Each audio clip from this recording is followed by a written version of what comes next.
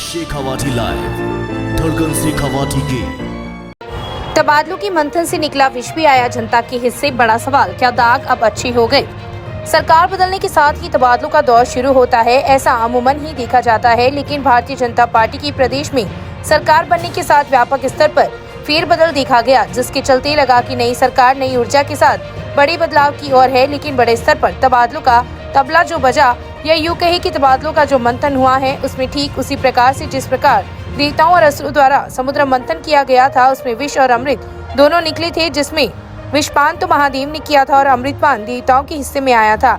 लेकिन इस तबादलों के मंथन से जो विष निकलकर बाहर आया है, उसका विषपान भी आम जनता को ही करना पड़ेगा। ये बात अलग है कि तबादलों का मंथन कथित और जनता को अमृतपान करवाने के लिए ही किया जाता है। लेकिन इन तबादलों में कुछ अधिकारी ऐसे पदों पर दोबारा से आसीन हो गए हैं जिनके खिलाफ गंभीर अनियमितताओं के आरोप लगे थे।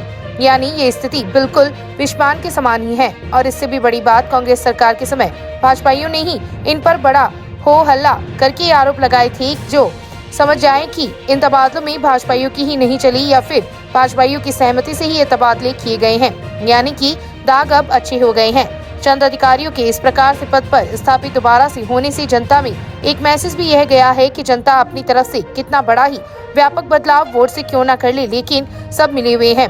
अब देखने वाली बात यह है कि देर सवेर सत्ता के शीर्ष पर बैठे हुए लोग इन खामियों को कितनी जल्दी दुरुस्त कर पाते हैं, या फिर हालात जस से तस बने रहते हैं। Shekhawati live bureau report. खबरों का सिलसिला यूं लगातार जारी है, आप बने रहे शेखावाटी लाइव के साथ।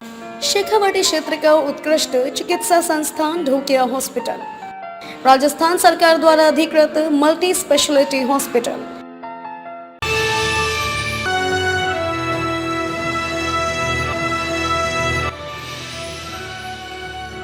ये है शेखावाटी लाइव, धड़कन शेखावाटी की।